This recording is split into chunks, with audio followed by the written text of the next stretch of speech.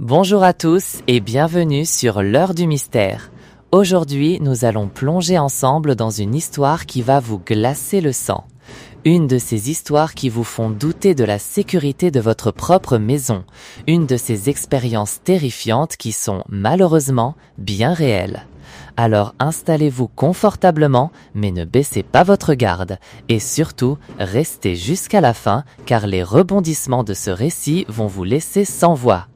Alors voilà, tout a commencé un week-end où je gardais la maison de ma grand-mère. Elle était partie sur la Côte d'Azur avec quelques amis de son club de bridge.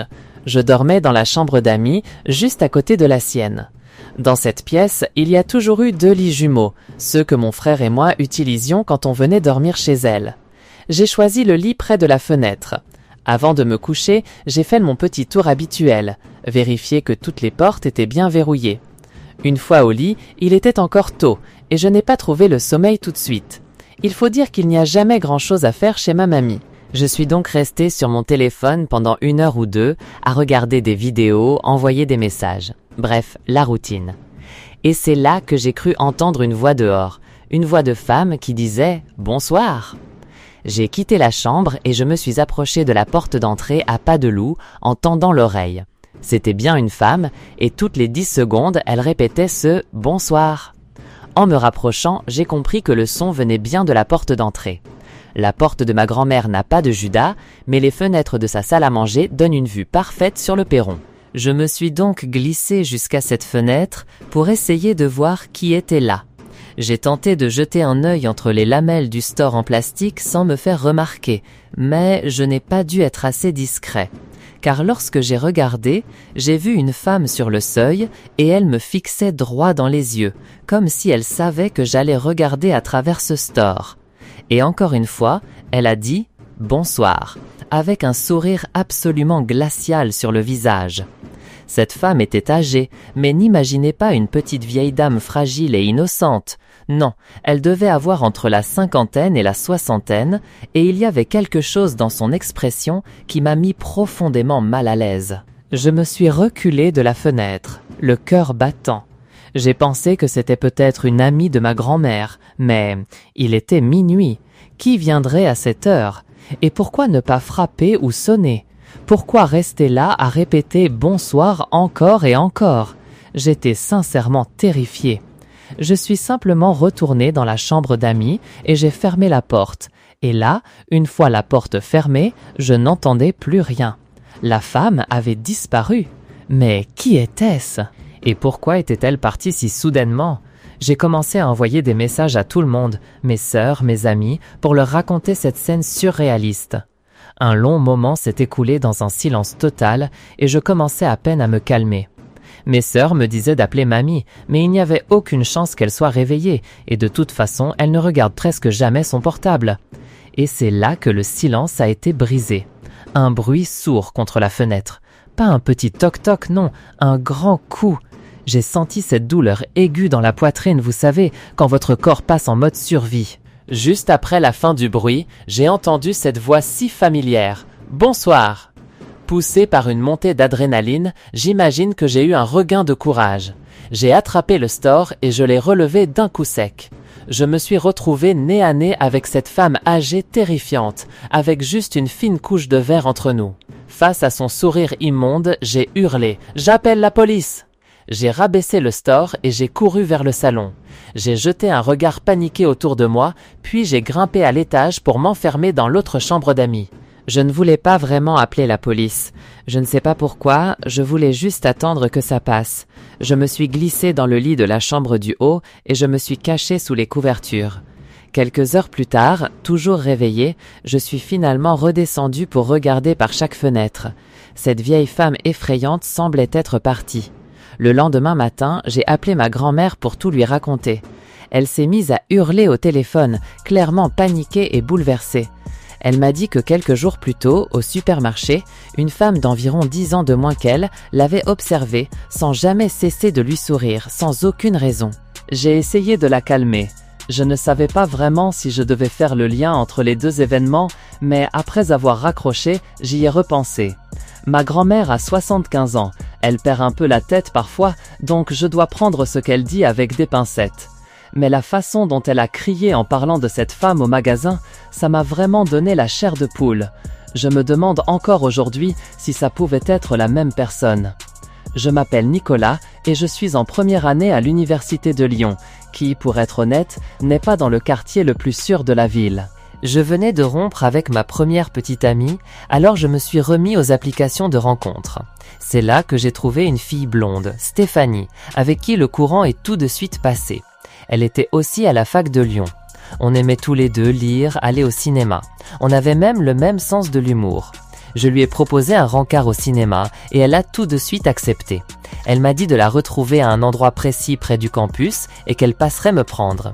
Donc, vers 21h, j'attendais au coin d'une rue dans un quartier résidentiel tout à fait normal, attendant Stéphanie. Elle m'avait demandé de partager ma position, ce que j'ai fait. Quelques minutes plus tard, j'ai vu une voiture tourner dans la rue et s'approcher. Elle s'est arrêtée juste devant moi. Le conducteur a baissé la vitre. Mais ce n'était pas Stéphanie. C'était un vieil homme que je n'avais jamais vu. Il m'a demandé ce que je faisais là, tout seul, ce qui était déjà incroyablement bizarre comme première approche. J'ai répondu que j'attendais quelqu'un. Il m'a demandé « Vous attendez Stéphanie ?» J'ai dit « Oui, comment vous le savez ?» Il a prétendu être le père de Stéphanie et m'a dit de monter, qu'il m'emmènerait la voir. Je l'ai bien regardé. Honnêtement, il me semblait un peu trop âgé pour être son père. Je ne suis pas du genre naïf dans les situations louches, alors j'ai demandé d'une voix ferme « Pourquoi Stéphanie ne m'a pas prévenu que c'était vous qui veniez me chercher ?» Il a baragouiné une excuse, disant qu'il ne faisait pas confiance à un inconnu et qu'il voulait me rencontrer d'abord. J'ai encore regardé cet homme, sans rien dire. Puis j'ai simplement commencé à m'éloigner, dans la direction opposée à sa voiture. Il s'est mis à crier « Hé, hé !» Il avait l'air surpris que je parte comme ça, mais j'ai entendu bien trop d'histoires d'enlèvement pour ne pas savoir où cela pouvait mener. J'ai entendu le moteur de sa voiture. Je me suis retourné pour vérifier qu'il ne faisait pas demi-tour pour me suivre. J'ai poussé un soupir de soulagement quand je l'ai vu continuer tout droit et disparaître au coin de la rue. J'ai continué à marcher en direction du campus. Arrivé au bout de la rue, juste avant de tourner, mon sang s'est glacé. J'ai aperçu ce qui était, j'en suis presque sûr, la même voiture que celle de l'homme, garée sur le côté, tout feu éteint. En passant, j'ai essayé de jeter un œil à l'intérieur, mais les vitres étaient teintées. J'ai fait comme si de rien n'était et j'ai continué ma route. C'est là que j'ai reçu un message de la soi-disant Stéphanie. « Pourquoi n'es-tu pas montée dans la voiture de mon père ?» J'ai ignoré le message et j'ai continué d'avancer. Je n'arrêtais pas de regarder derrière moi pour voir si la voiture bougeait. Arrivé à une intersection, j'ai tourné à droite et là, j'ai piqué un sprint de toutes mes forces en direction du campus. Étonnamment, personne ne m'a suivi. Je suis arrivé sur le campus complètement essoufflé et j'ai marché vers ma résidence universitaire. Mais j'avais l'impression d'entendre des bruits de pas derrière moi. Au début, je me suis dit que j'étais paranoïaque. Mais quand j'ai entendu le bruit d'un bout de verre brisé écrasé par une chaussure, j'ai su que j'étais suivi. J'ai alors plongé derrière une camionnette pour m'arrêter et écouter d'où venaient les pas. Ils étaient à quelques voitures de moi et c'est là que ça m'a frappé. Je n'avais jamais arrêté de partager ma localisation avec Stéphanie. Ou plutôt avec cet homme. Et là, je l'ai vu. C'était lui, le vieil homme. Il approchait, entre deux voitures, juste en face de moi. Il a crié quelque chose que je n'ai pas bien compris, mais ça ressemblait à « Reviens, je t'emmène la voir ». Il devait avoir plus de 60 ans. Il n'avait aucune chance de me rattraper à la course. Je l'ai semé facilement et j'ai enfin atteint ma chambre d'étudiant. Mon colocataire n'était pas là, donc je n'avais personne à qui en parler. Mais alors que j'étais allongé sur mon lit, j'ai reçu un autre message de cet homme. Et ce que j'ai lu m'a glacé le sang. Ça disait « Espèce de sale petit merdeux, tu as de la chance de t'en être tiré. Je t'aurais étranglé, sale gueule que tu as. » J'ai encore la capture d'écran. J'ai répondu « Merci pour la menace, ça part directement à la police. » Puis j'ai bloqué son numéro. J'ai gardé toute la conversation comme preuve et je compte bien aller voir la police avec tout ça. J'espère juste qu'ils pourront faire quelque chose pour l'arrêter. Quand j'avais 18 ans, J'avais un petit boulot comme agent d'entretien à temps partiel dans mon lycée. Pendant l'été, je travaillais parfois de jour, parfois de nuit, n'importe quand entre 9h du matin et minuit, selon l'argent dont j'avais besoin. Souvent, on me laissait fermer le bâtiment après le départ des agents plus âgés. C'était à une époque où le lycée n'avait pas encore installé de caméras dans tous les couloirs. Alors, un soir, un de mes supérieurs, Thomas, a dû partir plus tôt, ce qui signifiait que je devais finir mon service tout seul et fermer pour la nuit. Il m'a dit de lui envoyer un texto si j'avais besoin de quoi que ce soit, comme d'habitude, puis il est parti. J'adorais me retrouver seul, parce qu'en général je travaillais à une petite demi-heure, puis je traînais sur mon téléphone, ou je partais plus tôt tout en étant payé pour la totalité de mon service. C'est vrai que j'ai bien trop profité de la situation à cet endroit. Une des choses que Thomas m'avait demandé avant de partir, c'était de descendre toutes les chasses supplémentaires du gymnase, qui avaient servi pour une réunion, jusqu'à la réserve au sous-sol. Je me suis dit que j'allais faire ça et rentrer directement chez moi. J'ai attrapé une pile de 6 chaises et j'ai commencé à les descendre vers le sous-sol. Les lumières dans la réserve étaient très faibles, vraiment nulles. Tout le sous-sol de ce lycée n'était pas vraiment accueillant, on se serait cru dans la cave d'un entrepôt. Bref, il y avait ce qui semblait être un tas de mannequins d'art recouverts de bâches de peintre. Vous savez, ces grandes toiles qui ressemblent à des couvertures. Apparemment, toutes les fournitures d'art de l'école étaient stockées ici. J'ai posé la pile de chaises là où les autres étaient rangées et je suis remonté au gymnase en chercher d'autres. Quand je suis redescendu avec d'autres chaises, j'ai remarqué qu'un des mannequins était à découvert. La bâche avait été retirée. Et j'étais absolument certain qu'il était couvert quelques minutes plus tôt, car c'était l'un de ceux qui se trouvait juste devant. J'ai envoyé un texto à Thomas, « Je crois qu'il y a quelqu'un au sous-sol ». Il a répondu, « Qu'est-ce que tu veux dire ?» J'ai écrit, « Une des bâches sur les mannequins a été déplacée ». Il a mis 1 minute à répondre, puis a écrit, « Personne d'autre ne devrait être là ». C'est là que j'ai remarqué quelque chose. Une bâche de peintre dans un coin de la réserve en dehors du faible halo de lumière au centre de la pièce. Elle recouvrait quelque chose, c'était sûr. J'ai commencé à m'approcher sur la pointe des pieds. Quand je n'étais plus qu'à quelques mètres, j'ai réalisé que ce qui se trouvait sous cette bâche bougeait, mais alors très très légèrement. Sans l'ombre d'un doute, quelqu'un se cachait là-dessous. Je suis remonté en courant et j'ai verrouillé la porte du sous-sol.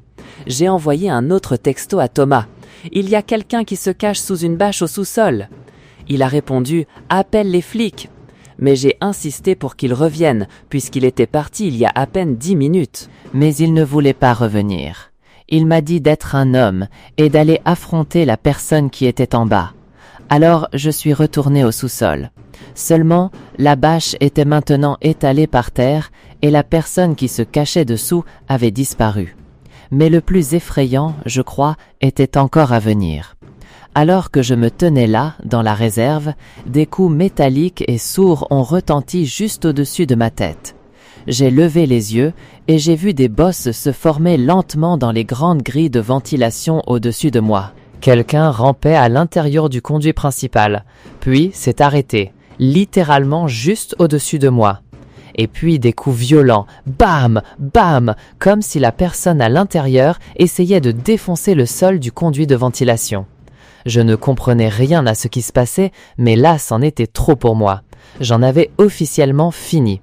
Je suis monté 4 à 4, j'ai fermé le lycée à clé et je suis rentré chez moi. Le lendemain, j'ai raconté une partie de la vérité à Thomas, que j'avais cru voir quelqu'un dans un coin, mais que la personne était partie quand j'y suis retourné. J'ai prétendu que je n'avais rien d'autre à ajouter. C'était ma dernière semaine de travail là-bas, alors ce n'était plus vraiment mon problème. Et voilà, c'était la fin de cette expérience absolument terrifiante. Je n'ai jamais su qui ou quoi se trouvait dans ce lycée cette nuit-là. Si cette histoire angoissante vous a plu, n'oubliez pas de laisser un pouce bleu, de vous abonner à la chaîne L'Heure du Mystère et de partager la vidéo avec vos amis. Ça aide énormément la chaîne à grandir. Et vous, qu'auriez-vous fait à ma place? Dites-moi tout dans les commentaires. Merci de votre écoute et à très bientôt pour un nouveau mystère.